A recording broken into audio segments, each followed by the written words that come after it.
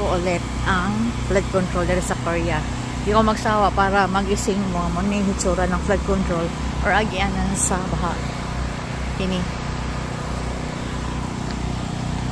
Umukusog ang uwan, ang baha, ang kiniyahang ini rubber ay mga tanggal. So, karon nag-flex sila karon, nag-fix. Diba? Ang galing nila. Ang flood control, ang walking exercise at walking area at saka biking area na sulod sa flood control. Ganyan. Ano? Ilang may trabaho. Ingani din. Ayun o. Kay, kung mukusog ang baha god, mga ukaba ang kini. Ilan na pong defix. Ayan o, ang galing. Ang galing naman. Wow. Ang galing. Sa inyo kusog agad sa baha god.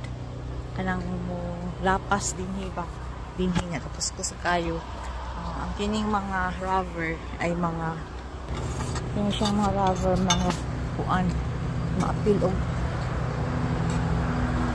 mga bakbak. So karon nag-fix sila. So money hitsura ng flood control dito sa Pusan, ang walking area at saka biking area dito sulod sa flood control, lagyan na sa baha. Ang galing mo. Post 3 na walang driver. Money lugar na walang corruption. Hello, walang corruption.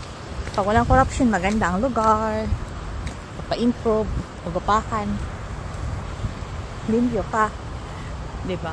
Napakalawak ng flood control nila, left and right. At then ay walking area.